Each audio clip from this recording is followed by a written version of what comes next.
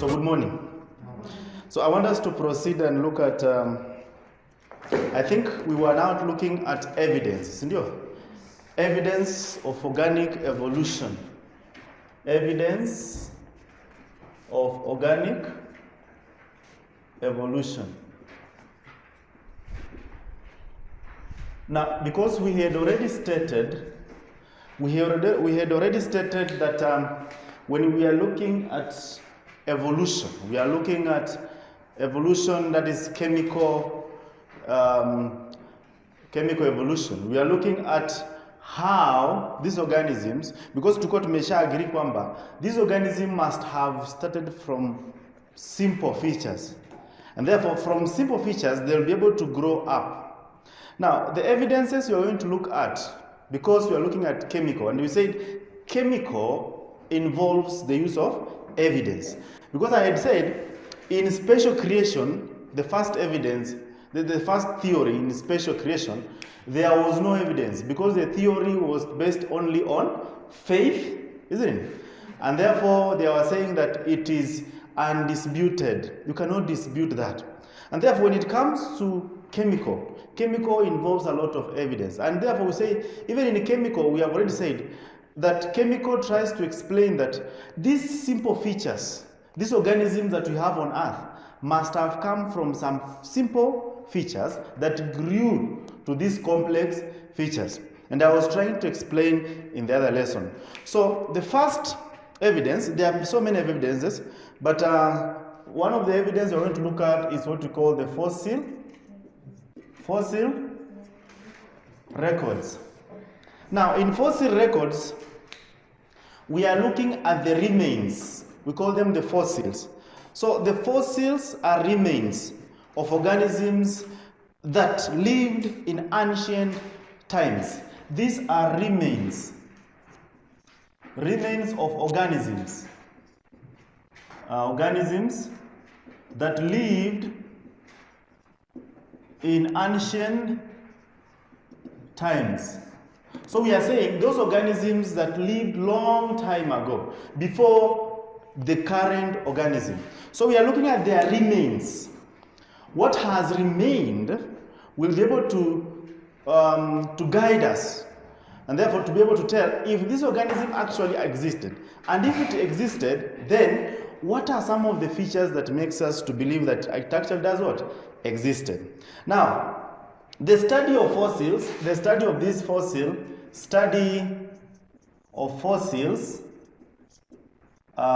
is called what? It's called paleontology. It's called paleontology. Paleontology or paleontology, that is the study of fossils. So when you study fossils, if you want to become a paleontologist, that means you'll have to gain some interest in studying fossils. That is, you look at the remains, go deep sea. Nenda kule Mombasani, deep sea. Collect those remains of those organisms. Then try to study them to be able to see if actually this organism existed. Go to rocks. Because I said we're going to look at some of the maybe problems facing or what we call imitation of fossils. You discover that some of them are buried. So you have to unbury them from either rocks and whatever, so that you can be able to study them. Now, most fossils are remains of hard parts of the body, such as the bones, teeth, shells, and exoskeleton. Those are the remains. Because if for example an organism that lived, let us take an example that an organism that lived maybe 1 million years ago.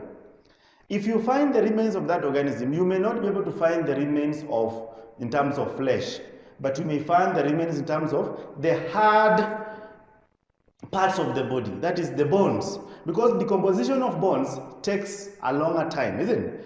And therefore it will remain as fossils. Now fossils are usually found in sedimentary rocks. When you first see them in rocks, you can also find deposition of sediments, that is you can also find them deep sea in water where they are deposited, etc. Now the deeper the layer of sediments, the older the fossils found in that layer. I repeat, the deeper the layer of sediments. That means we are looking at, there's a belief that most of these features we are seeing, for example, the mountains we are seeing here, these mountains, some of them may have undergone some eruption. You remember the eruption, eh? Yeah, most of these mountains that we have now are dormant. But it's believed that some of them might have encountered some eruption. Now, during those eruptions, where the magma and the lava, I don't know if it's lava or magma, was coming out, as it was coming out, it's hardening to form the rocks. So it's believed that if there was an organism that was covered by the lava, another one, maybe during another eruption, it was covered again. During another eruption, it was covered again. Then it means that organism that is deeper might have existed earlier than the one that is on top. Due to that eruption, isn't it? Because new layers will be formed as an eruption occurs, new layers. So the deeper you go, so the organism that you find deeper, yenye imezikwa chini kabisa, that means that organism is older than the one on top. Now, it also says that the modern man, whom we call the Homo sapien, it's believed that this Homo sapien evolved from ape-like creatures about or around 25 million years ago. So it's believed that the human that we are living today, we must have evolved from ape-like creatures. So we must have evolved from those apes. And therefore, this evolved through several intermediates. We have several intermediates. And these intermediates include the Homo habilis, the Homo erectus, Yes, if you check, maybe in your notes, you find that on page 60, it is there. The name of the living or fossil primate. The name of the living fossil primate. For example, they're talking about the gibbon that lived in Southeast Africa. They're talking about the chimpanzee, gorilla, Australopithecus, Australopithecus. We have Australopithecus, Australoboense, Australorobustus, Homo habilis, Homo erectus, Homo ergaster, Homo heidelbergensis, Homo, that one. Then you have that is Cro-Magnon, man. And then Homo sapiens. Then you have what we call the modern man, Homo sapien. Then you have the modern man, Homo sapien. So the history dates back from the first organism. And it's believed that we the current human beings, the Homo sapien, we had our predecessors had features which looks like those organisms that lived before us had organic features which looks like what? Ape. So they were ape-like features. They had those ape-like features. Now, up to now, they say that Homo sapien is the modern man, and Homo sapien is more intelligent. Now, when you look at the brain capacity also, we shall look at the brain capacity, that the modern man has over 1350 to around 1450 cc. This is the granule capacity. This is the capacity of the brain, the granule capacity. That is between 1350 to 1450 cc. Granule capacity. Now, main features in human evolution include, now the current man, the main features include what we call the bipedal. Now, bipedal means, because bi means what? Two. So this means it's an organism that walks on two. So that are the kinds of features that you have. Then, they are omnivores. We are omnivores. Then also, we have what we call the opposable thumb. When you look at our thumb, it's on the opposite side. Thumb is on the opposite side. If you look at those other organisms like the ape, their thumb is almost here. See? And that's where they used to grab and maybe climb trees like that. Their thumb is somewhere here. But when it comes to the Homo sapien, our thumb is what we call the opposable. Opposable thumb is somewhere here on the side. And this one must have occurred through evolution because of some of the activities that we engage in. And I told you sometimes back that in development, and we have done it in genetics, that features that we have are mostly improved according to how we use them, isn't it? How you use them. Because in genetics, talked about something to do with what? If you don't use those features, they disappear, isn't it? So in evolution, we believe that there's something called use and disuse. If you don't use a feature, then it may lose its what? Importance. So. Now, some of the limitations. Let us look at some of the limitations of this fossil. Limitation are like disadvantages. So, now what some of the limitation of this records, the fossil records include: one, distortion. And this one may have occurred during sedimentation. Then number one I've said distortion. Now maybe I can explain distortion. In distortion, this is what I'm saying. That you see, this is let us say this is the remain of a certain organism, the bones of a certain organism. Then there is either harsh environment in terms of severe sun such that it burns the bones, and the bones does what? Cracks, isn't it? Maybe there's flooding, and the bones are carried away and they are hit on a rock and they crack. That is distortion. So later on, if you be able to get those remains, get those bones, get those teeth, and then you discover that they are either in pieces, cracking in pieces, some pieces missing, then you will not be able to do what? To study that organism very well. So that is distortion. Number two, apart from distortion, what we call partial preservation. Partial preservation. Now, partial means not completely. Okay? So that means only partial preservation was usually possible because softer parts decayed. So that's what we call partial preservation.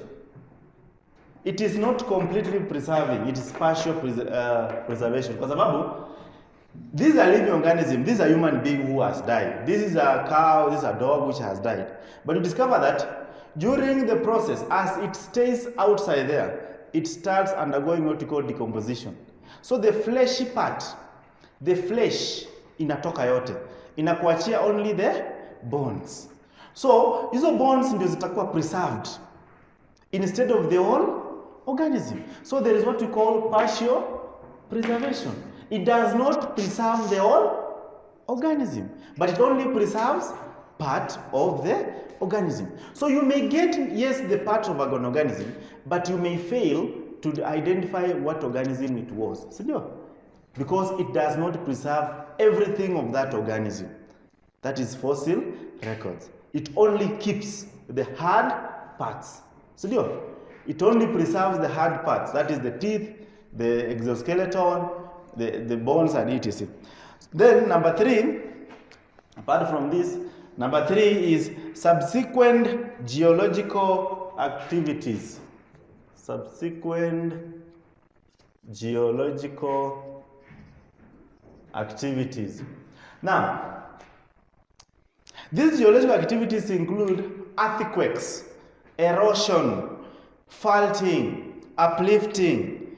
Now, when there is an earthquake, when there's an earthquake, majority of those fossils which are preserved, they may either be distorted. For example, if there's an organism which was buried here, and we never knew there was an organism that was buried down here, and it has lived here thousands and thousands of years. If an earthquake occurs today, and it splits this earth into two, so that it cuts across where that organism was preserved, then our record may not be able to be found, because that organism will be split. Okay? There will be what we call distortion at the same time. So if you want to study how that organism looks like, and the earthquake has split it, it may not be as easy as if it was not splitted. So, number 2, erosion. Erosion comes, and you see erosion, it goes away with soil. So, erosion is the process by which the topsoil is done what? Washed away. So if it washes, some of the key features of an organism may be washed in the process, naziende. And therefore, it may be very difficult for you to be able to identify which organism you are talking about. Okay? That is number 1. Number 2, let us look at geographical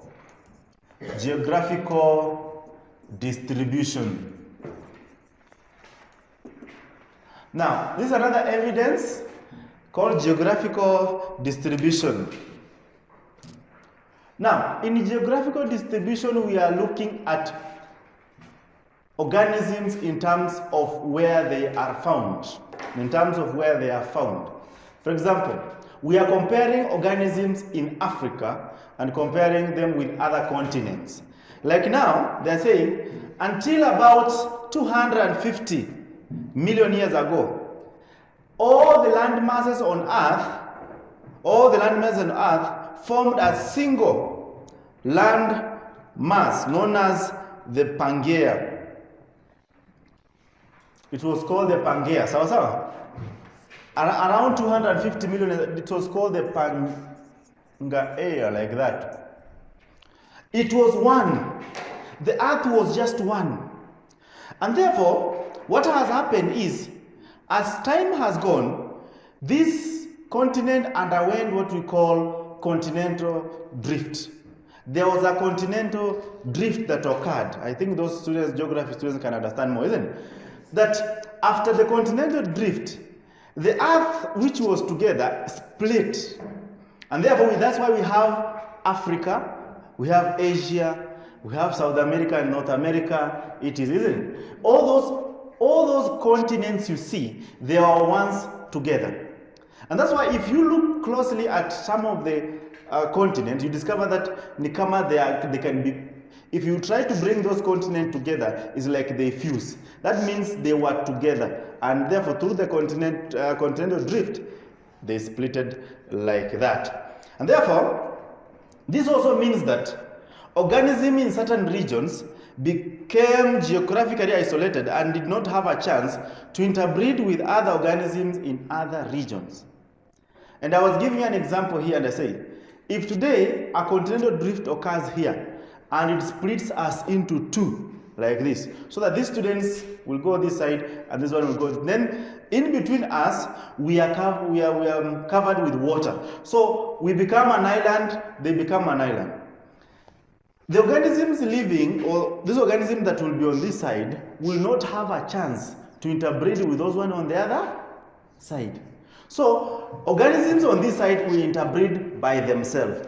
Then organisms on the other side, they will interbreed by themselves. Okay? But remember, they were once together. So if you try to look at them closely, you discover that there's some features they will be sharing. The organisms on the other continent and the organisms on this continent. So when you look at those features and say, actually, yes, there is a cheetah in Africa, and then there is a what? A leopard in the other continent. Then it means, when you look at their body structure and the rest, you discover that it's like they are almost related. Then we say, maybe they were one, but the continental drift drifted them. So such organisms underwent evolution in isolation and have become characteristically different from organisms in other regions. For example, the poached mammals, we call them the kangaroos, the poached mammals, are found almost exclusively in Australia. So we are saying these organisms might have evolved independently because of the environment they were facing, because of the features they were facing the other side after the continental drift. So they evolved independently, and that's why they have those features, okay? And therefore, there's another one, the opossum is the only surviving representative of the poached mammals in North America. So we say this continental drift, actually, it has split and separated these organisms, but they must have come together. They must have been together in a way. Then another one, number three is what we call comparative embryology. Comparative embryology.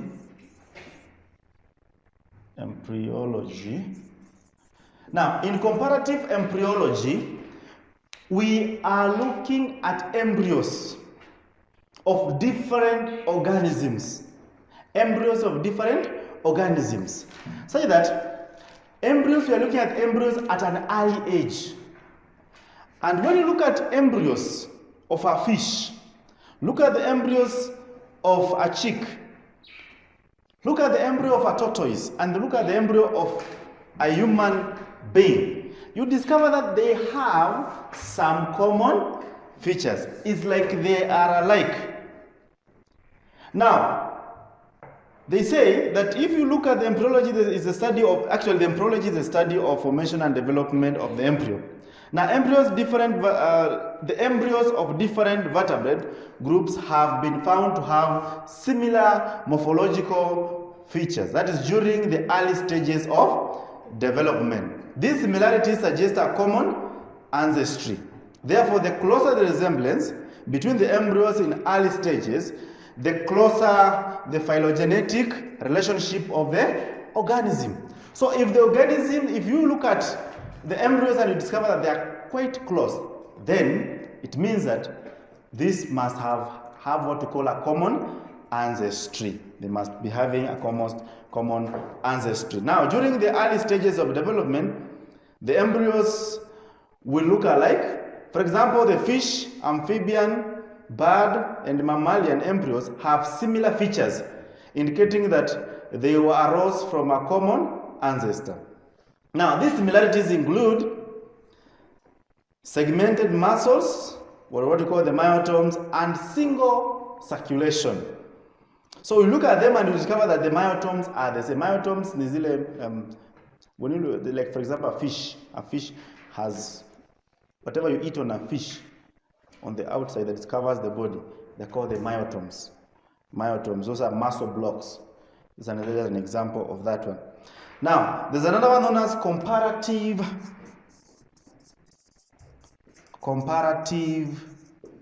anatomy. Comparative anatomy.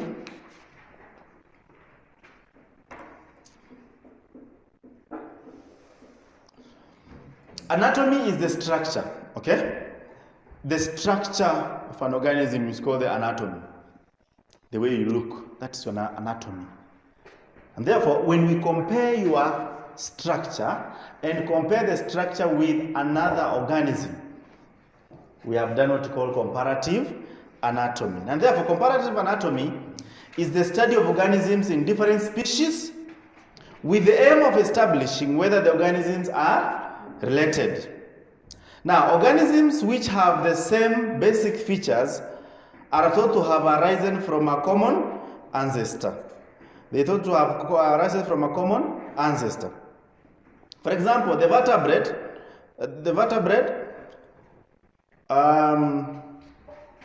have also evolved different ways as an adaptation to different modes of life, e.g., as a flipper in whales, as a wing in birds, and as a decking hand in moths. When you look at the vertebrate, for example, they have what we call the pentadactyl limb. Now, pent means 5. I'm talking about pentadactyl. Don't know if I'm written pentadactyl, yeah, limb. Now, this pentadactyl limb, pent means 5, such that when you look at most of organisms have 5, that is the vertebrates. Our limbs are in terms of, have split in terms of 5, okay?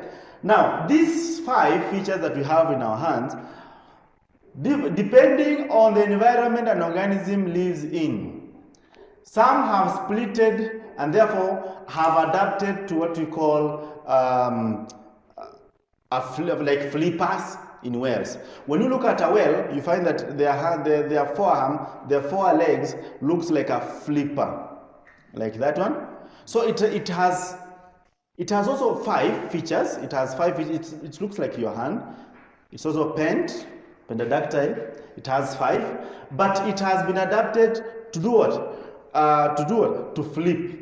Then there is a wing in bats. If you look at a bat, for example, a bat, popo, bat, the one you see na unaona kama ni wing, it's not a wing.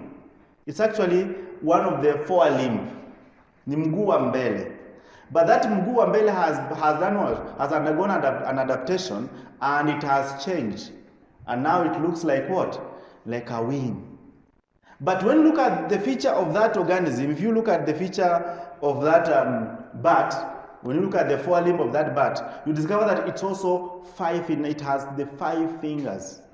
Not necessarily 5, but it has 5 parts. Okay? So which means it's like we were together with all these features. Another one,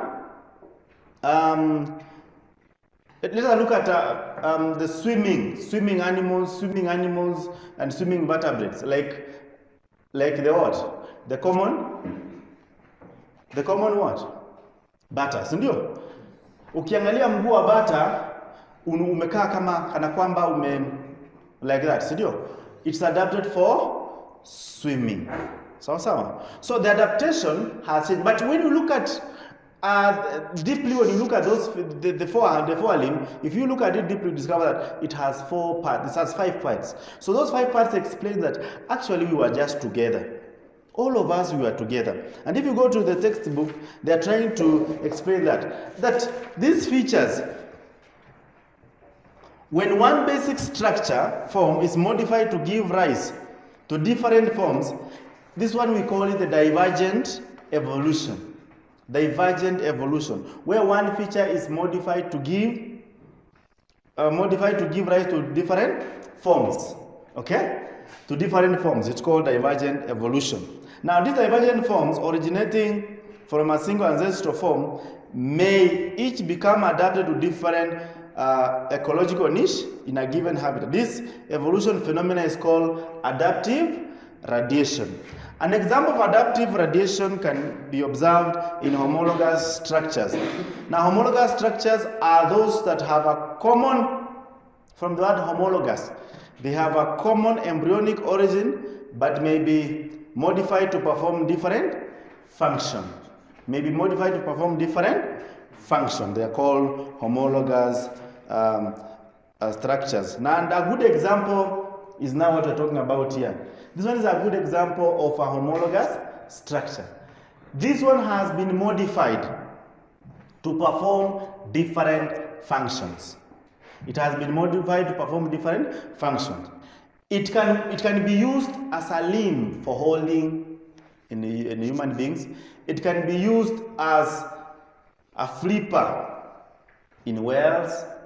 It can be used as a wing in bats. So that means this organism is what we call a homologous.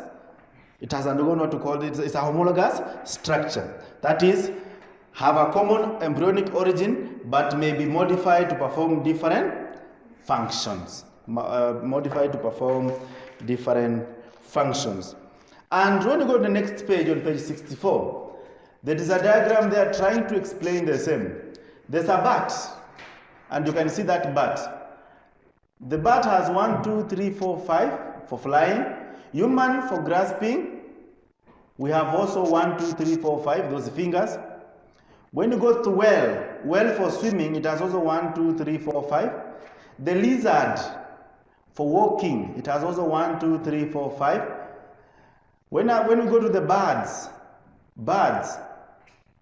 the birds for flying, 1, 2, 3, 4, 5. When you go to the mole for digging, 1, 2, 3, 4, 5. Then there's a zebra. The same zebra also for running has also been splitted into 5 pieces. So that means these organisms have a common ancestral origin, but they have been modified to perform different functions. So we call them the homologous structures. Homologous structures. So next I'll be talking about, next we shall be looking at the next feature, which is called comparative, what we call cell biology, but some books say comparative serology. So cell biology is the next. We shall look at that next time.